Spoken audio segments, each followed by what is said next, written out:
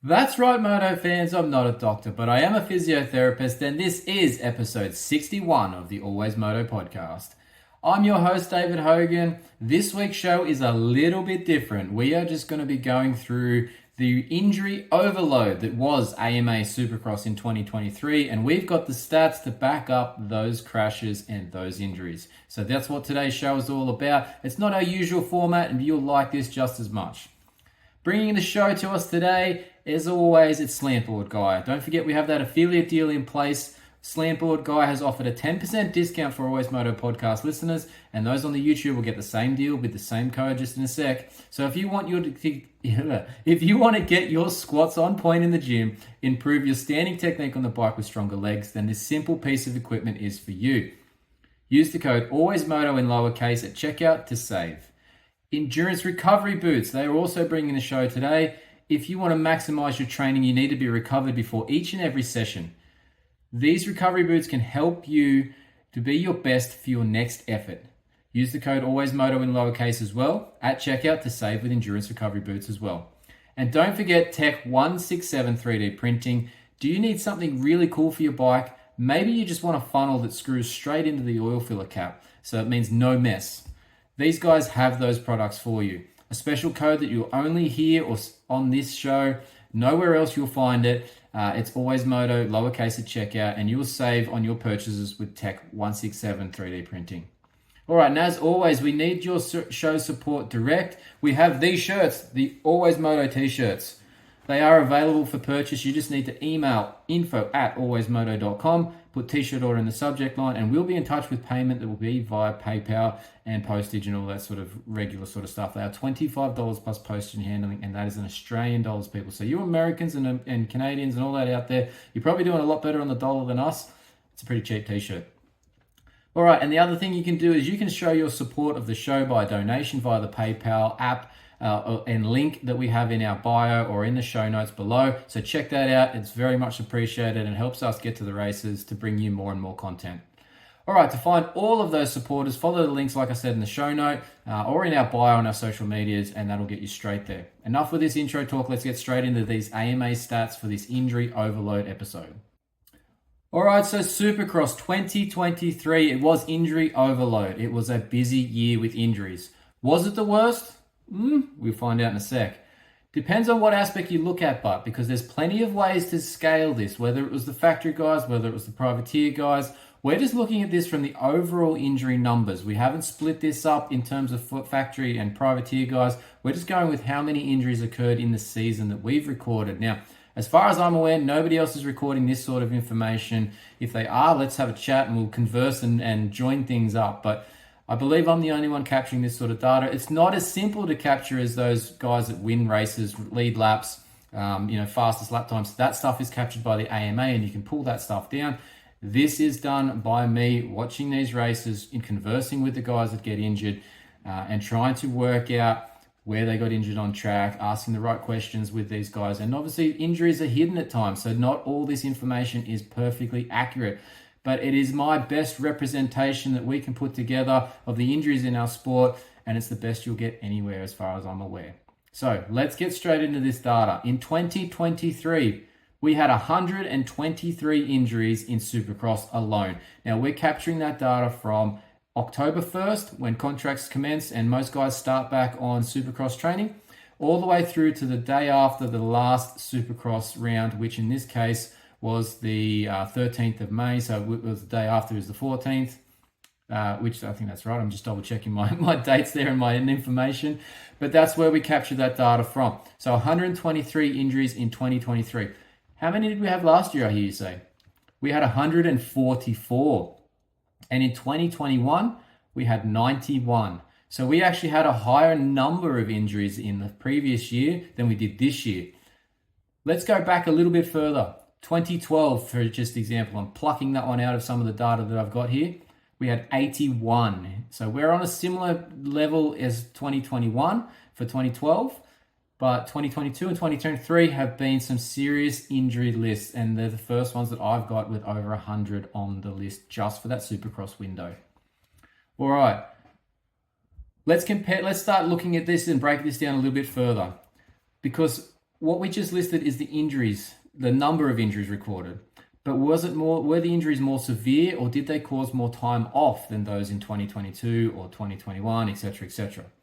In 2023, the total number of injuries missed from those 123 injuries was 377 races missed as a total. So every injury that we recorded equated to how many races missed. Some missed none, some missed one, some missed 10, some missed 17.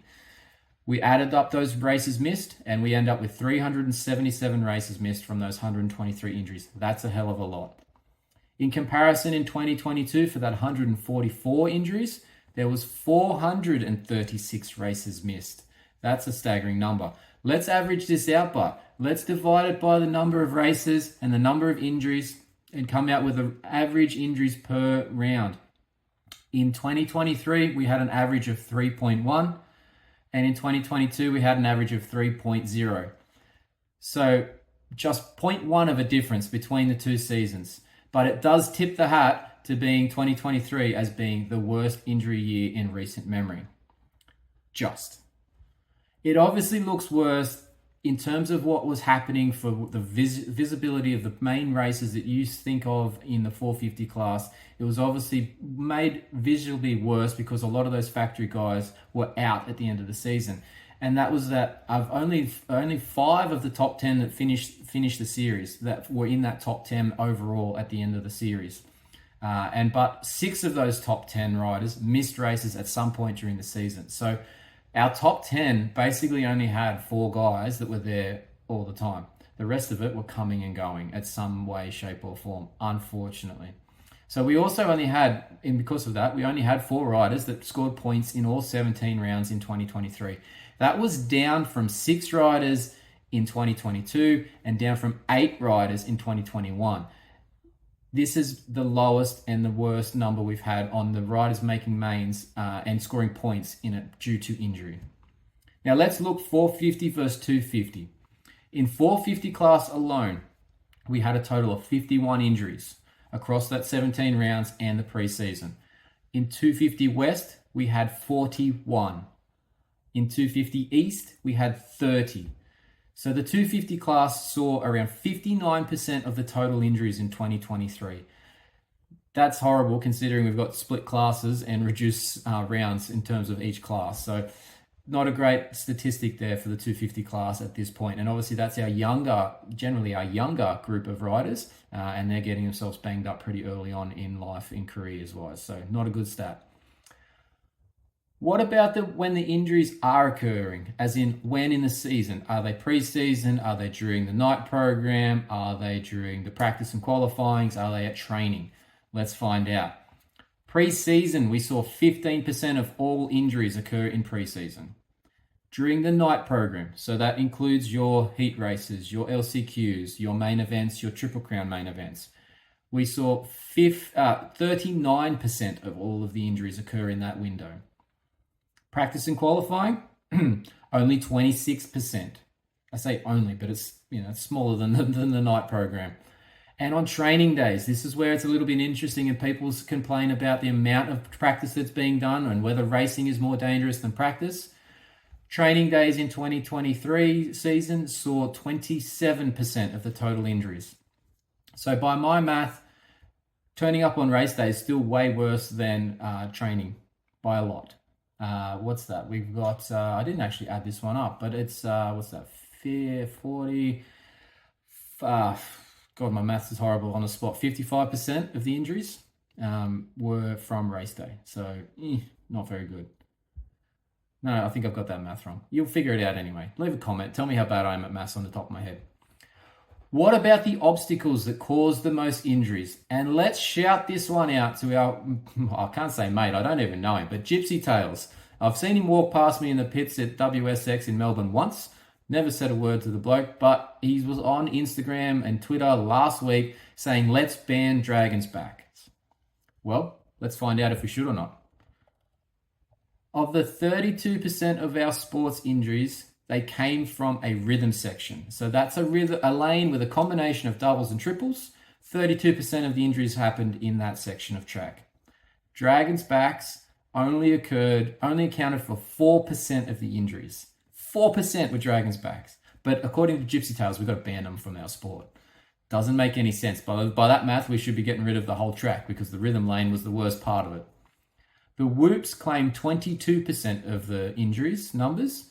And interestingly, berms was actually the next worst section, being 11% of the injuries. So we almost should wipe out berms and make them all flat corners, which would be difficult for passing and there'd be no more block turns. Well, not in the same manner anyway. But you get the point, right?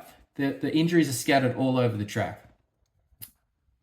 So, and then we go to, so the rest of the track, so your starts, your first corner, your on-offs, your Supercross triples, they were all individually less than 5% of the injuries. So they were not really significant sections of tracks that were causing injuries. They did have injuries occur on them, but not like our rhythm lane or our whoops or our berms. Now, finally, last bit of injury information. We're going to talk about the types of injuries. And we're going to shout this one out to Pete Fox. He was on after the season on Instagram pointing out about how do we prevent these injuries from occurring in sport. And I suggested to him in the comment section that he was in a position to influence the riding gear and how the riding gear is designed and used and to make it fit better and to be more useful in terms of a crash to prevent injuries, even just things like contusions, bruises, sorry for the lingo there. But you get what I mean, right? Like to prevent this, I felt that he was in a position that might be able to influence this. So let's give you that information and shout out to Pete Fox because he might then utilize this for something else. What have we got? So what is the most common injuries in 2023? Over 32% of our injuries were fractures. Most notably, collarbones and ribs. They were the two most fractured areas in 2023 Supercross. Next on the list, and this one's the terrible aspect for our sport, it was concussions. Concussions made up 13% of all injuries occurred, which isn't great. It means that our helmet technology needs to be a lot better. It means that we're obviously having high enough speeds and crashes that are occurring in a manner where our head is impacting generally as the first contact point. So how do we correct that? Well, we need to make better helmets, hopefully, and potentially have better concussion protocols. And because I'm sure there's probably a few of these guys, because I talk about it on the show all the time, about how these guys are somewhat avoiding concussion protocol and they're not actually being identified as on concussion protocol, which is something a bit of a pet peeve of mine. But anyway, 13% were concussions. Less than 4% were ACLs this season. We had a good number or a good run this year with ACLs, but that can always change. We've got motocross coming up here real soon. And a bit over 12% were ligament damage, and most notably the AC joint. So that is where the collarbone meets your shoulder blade. It's the point out here. Lots of people have had this one done who are moto riders. If you fall over and land on the point of your shoulder, it pushes down, the collarbone lifts up. You end up with a bit of a step there. But that is a ligament damage, and it was our most notable ligament damage this season. Okay, now, so with that collarbone bit there too, you usually either do one or the other, and that's why we have collarbone fractures as our highest fracture and the AC joint as our commonly torn ligament, is because you either do one or the other. Sometimes you do both, but usually do one or the other. You land on that shoulder point with an arm outstretched, can break that collarbone or bust that AC joint ligament. So they're the two things. And that's something that I find that nobody is protecting at the moment. They've gone to chest protectors that just do chest, front and back with nothing covering this region here. And that's something that might be useful in the future as well to look at from a gear manufacturer point of view. So there you have it. Supercross is dangerous, guys and girls. As I always say, hashtag injuries are a part of moto. I would love it to be not part of moto, but unfortunately, you can walk out on the side street and trip over a crack in the ground and break an ankle or a wrist or a collarbone or get a concussion. You don't have to be on a motorbike. You can get an injury anywhere, anytime. It just seems at the moment that our sport is quite dangerous, and there should be some stuff that needs to be looked at, maybe from this data, maybe from some other data, to try and make our sport safer and have more of our guys stay on track for longer. We're obviously never going to eliminate injuries completely, but maybe we can get a few less occurring from just some simple tweaks to riding gear, concussion protocols, other safety initiatives, track changes, track designs. There's potentially a few things that can be done there. So hopefully someone out there from the AMA or gear company hears this and can start to implement those things and make a shift to improve our sport and keep our riders on track for longer so that the fans get more enjoyment out of our sport. All right, that's it, guys and girls. Thanks for listening to this AMA Injury Overload podcast where we went through the injury stats. Remember, you've got to be smooth to be fast, because if you're not, I'll probably be seeing you deep in the emergency department, maybe even the clinic, having strapping tape thrown wherever it will stick.